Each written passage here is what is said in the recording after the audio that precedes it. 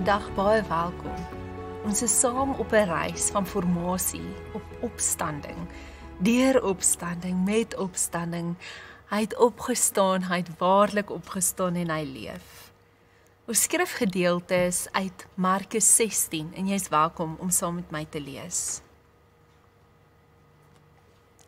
Toe die Sabbatdag verby was, het Maria Magdalena en Maria, die ma van Jakobus, en Salome, reukolie geneem en die liggaam van Jesus daarmee te gaan balsem.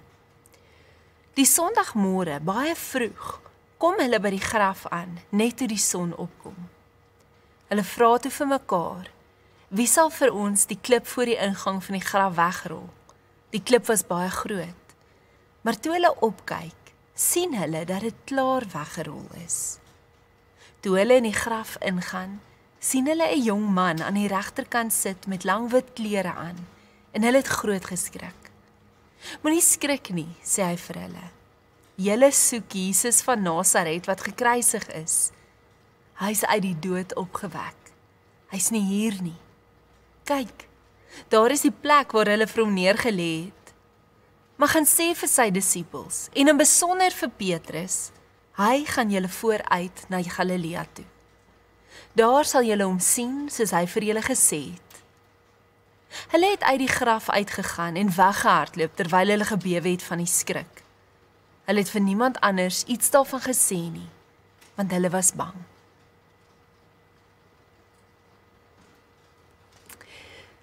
Elke keer wanneer ons in die leë graf inkyk en opreg na ons opgestane Jesus soek, sal ons 'n verrassende ontdekking maak.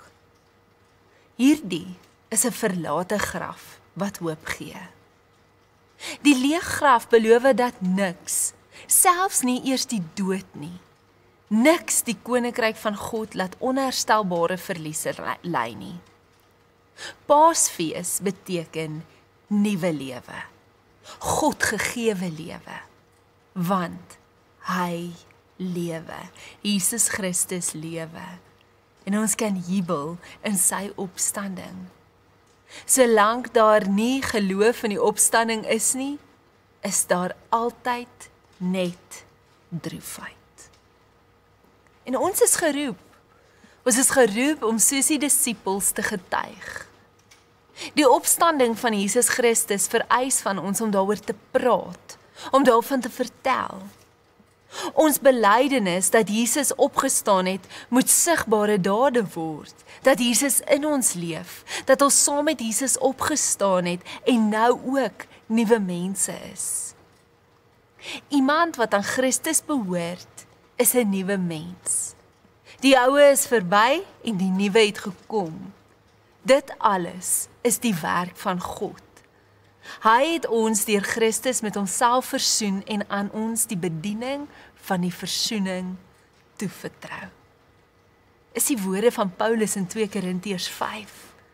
As ons dus nog steeds aan die ou mens met al sy sondes vasklou, laat ons Christus steeds aan die kruis hang. Paasfees is opstandingstyd. Dis vernuwingstyd. Die krag van Jesus se opstanding is dieselfde krag wat ons vrees, soos die soldate, en ons ontnigtering, soos die vroue sin, wegneem. Jesus leef, en hy wag om sy lewe met ons te deel.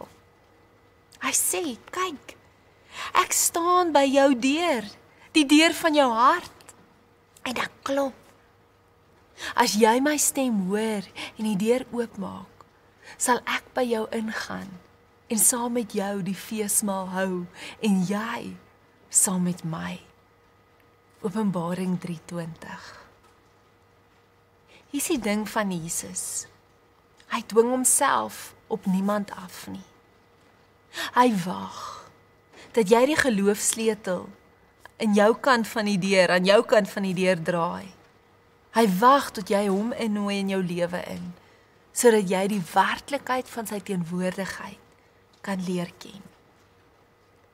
En ek wil vandag afsluit met die woorde van Marie Jansson. Hy sê, Christus het alles wat toe was, oopgemaak. Ook die donker van hierdie wêreld se deur sodat ons 'n toekoms kan hê.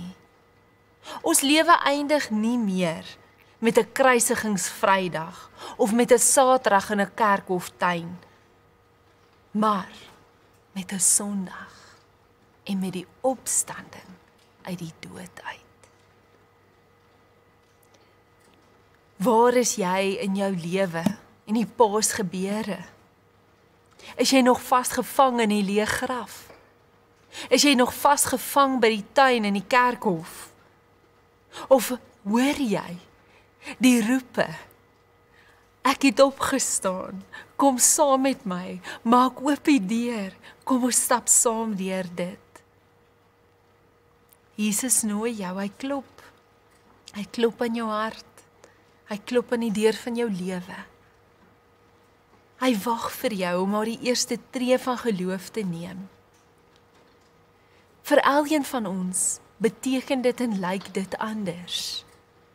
Miskien het jy al voorheen die deur oopgemaak, maar stukkie vir stukkie het jy die deur toegemaak, toe Jesus dalk uitgaan uit die vertrek vir 'n oomblik of 2. Miskien het jy nog nooit daardie deur oopgemaak nie. Nog nooit die kans gewaag om te glo en 'n geloofstree te neem nie.